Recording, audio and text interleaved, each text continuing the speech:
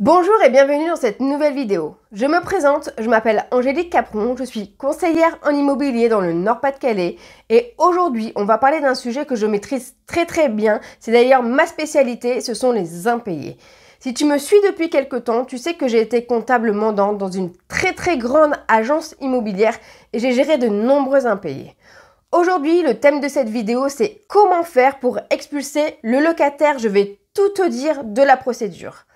Mais avant d'aller plus loin, je t'invite à télécharger ma formation qui est complètement gratuite justement sur les impayés. Je te mets le lien ci-dessous, je t'invite à la télécharger et j'ai également créé un guide qui va te permettre de vendre ton bien immobilier.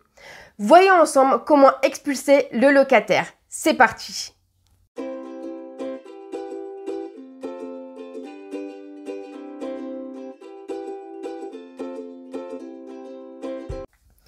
Si tu n'as pas de retour malgré tes nombreuses relances, je t'invite vraiment à contacter un huissier, c'est indispensable.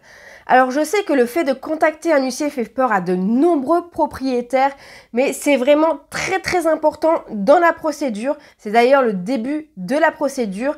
Et moi j'ai eu beaucoup de locataires qui finalement ont payé leur loyer parce que justement j'avais contacté l'huissier.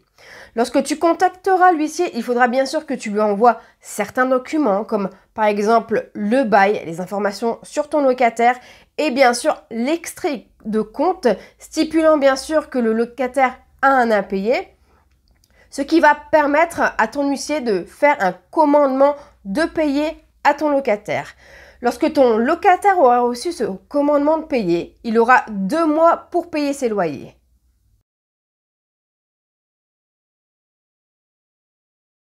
Suite à la réception du commandement de payer, il peut se passer 3 choses. Soit le locataire décide de payer l'intégralité de ses loyers et dans ce cas-là, la procédure s'arrête là. Soit le locataire n'a pas les moyens de payer l'intégralité des loyers et dans ce cas-là, il demande un échéancier à l'huissier qui est souvent accepté. Ou soit, malheureusement, tu n'as aucun retour de ton locataire et dans ce cas-là, tu seras obligé d'entamer une procédure juridique contre ton locataire. Il faudra bien sûr que tu contactes un avocat et celui-ci entamera la procédure contre ton locataire.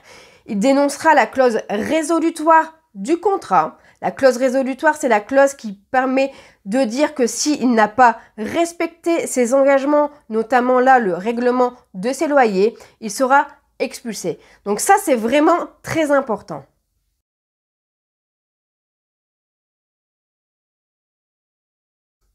Suite à la plaidoirie de l'avocat en ta faveur, tu recevras le jugement qui est également appelé la grosse. Dans ce jugement figurera les faits qui ont été reprochés au locataire, le manquement à ses obligations, les loyers qu'il devra te payer ainsi que les indemnités et surtout la clause résolutoire sera dénoncée, ce qui va te permettre de pouvoir expulser le locataire. Mais attention, tu n'as pas le droit d'aller chez ton locataire pour l'expulser par toi-même. Seul l'huissier a ce droit.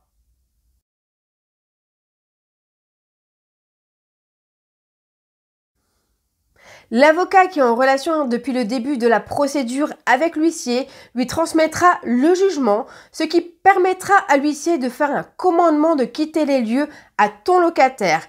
Dès la réception de ce document, le locataire aura 2 mois pour quitter le logement.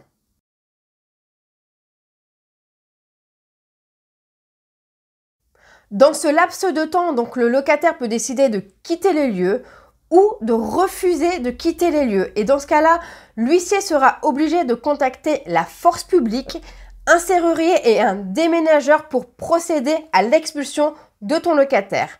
J'espère t'avoir aidé concernant l'expulsion du locataire, que tu en sais un peu plus concernant la procédure.